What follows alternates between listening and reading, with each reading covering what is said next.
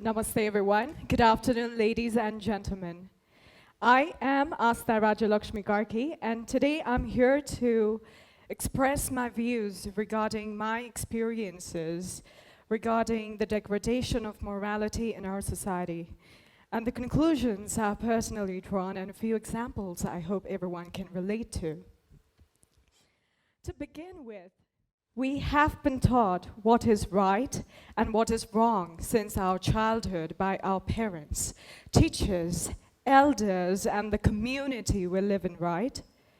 But implementing their advice in day-to-day activities has turned out to be harder than expected. In most situations, we as human beings tend to give weight to our personal gains over what is right. For example, crossing the roads not exactly from the zebra crossings, even though it's just a minute away, because we are in a hurry, right? Basically, because to us, our personal time is more valuable, while knowing fully that crossing roads from the zebra crossings is not only legally required, but is equally important for the safety of the pedestrians as well as the drivers. The point here is, even though good moral ethical values has been transcended from the past and are provided just like that, nobody except ourselves can make us follow them. And this is nothing new. This same situation has been found in the ancient 3,000 years old Hindu scripture named Apastamba Dharma Sutras, dated 1000 BC. In it, it is written that moral values don't go about saying, hey, we're here, follow us. Nor can gods, nor deities or ancestors can convince us truly what is right and what is wrong. Instead, implementing the highest moral standards can be done by us only if we can reflect upon it first. It basically makes that moral values a very complex and elusive topic to understand, but we do seem to have an internal conviction of what is right and what is wrong within ourselves. Fortunately, some moral degradations, like in the form of corruption involving money by those in power, have been seen totally acceptable in our present society and often enviable in the present context. Day-to-day hypocrisy is something I witness myself while traveling in public transportation, where people do not even vacate the so-called designated seats, where women are standing with their babies on the bus, and young people also do not vacate seats for elderly people. You see, people tend to ignore these when they themselves get old or carry children, and then they would be criticizing others for not vacating seats. Similarly, a new kind of hypocrisy is seen nowadays on social media, where people put wonderful life lessons on their photographs as captions, but they do not implement them in reality. We can also see people who attend rallies or events for worthy social causes, but basically it's just for a few selfies. What I feel is very less people venture into a more complex stuff like how to be honest in a dishonest world, or how to be kind in a cruel world, or how to stay truthful in a lying world. One must understand that the older generation often believes that their generation was more moral than the current generation. But it is very disturbing to notice that when one generation totally neglects its own shortcomings and pretends to be otherwise, while being harshly judgmental of others. So looking back at so many incidents, whether big or small, that are totally unacceptable in our society, it made me wonder, Why do people act so immorally? And is our generation progressing or degrading? Pondering over these thoughts a few times, I came to two major conclusions on why people perform immoral actions. And the two conclusions are, number one, they are aware of the consequences of their own immoral actions. And number two, they do it anyway in the hopes of not getting caught. For example, a person who commits murder knows that his actions will lead him to jail and even lifetime imprisonment. But that will not stop him because he knows at the back of his neck that his actions will not get caught and he can get away with it. Same goes in the case of other negative and immoral activities, no matter how big or small in nature. Now let us all imagine what would happen to our planet if all people implemented the highest of moral standards.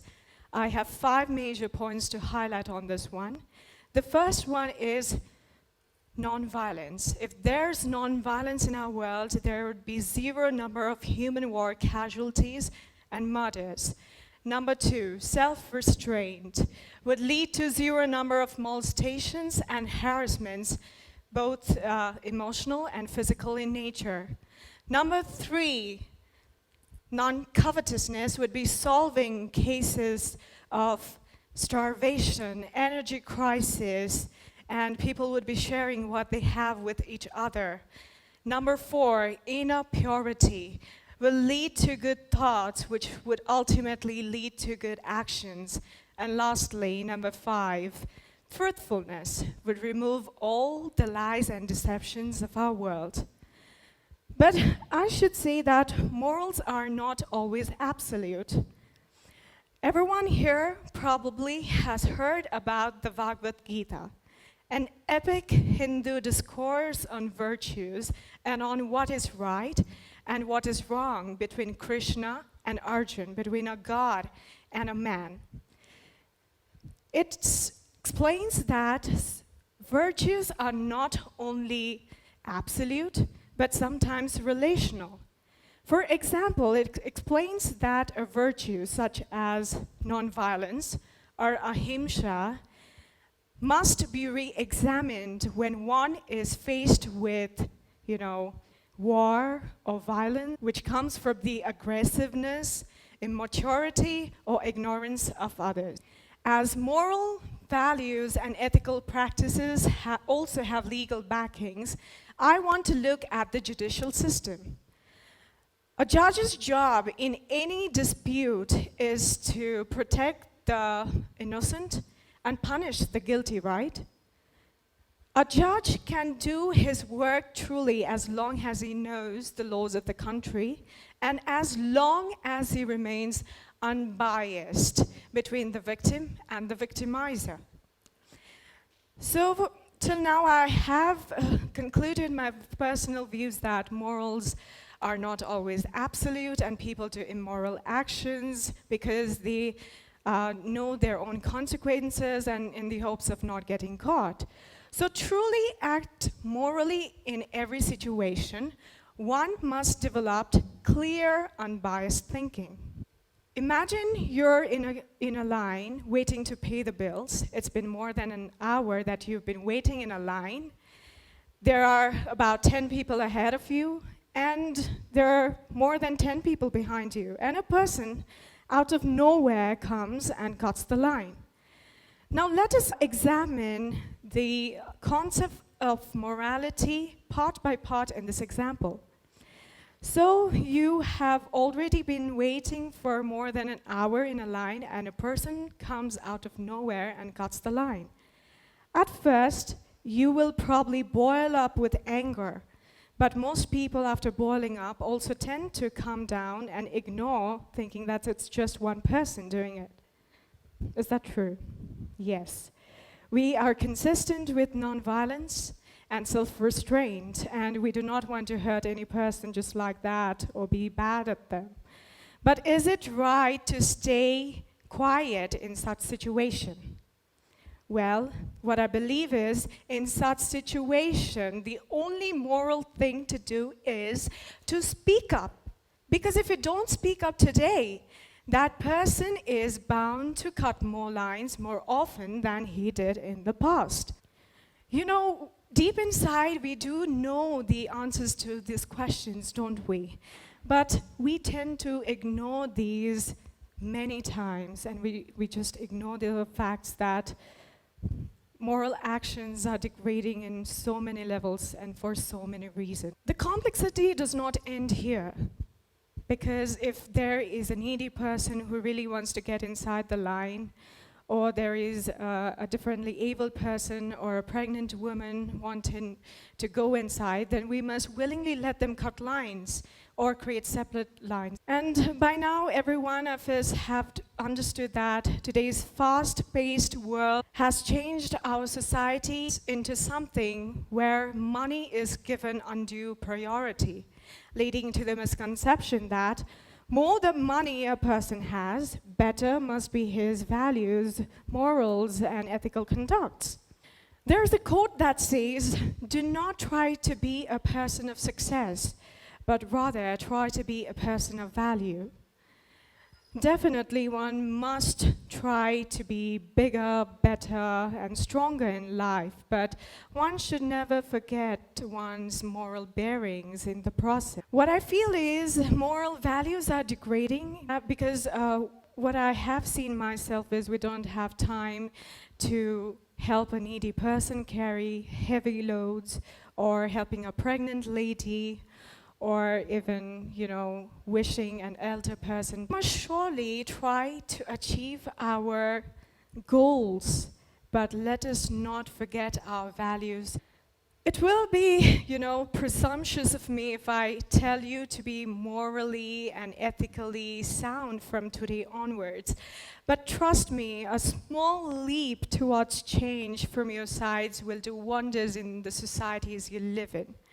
We must all strive to live by examples and showcase our morality and values in the society, because I am doing my bit and I urge you to do so too.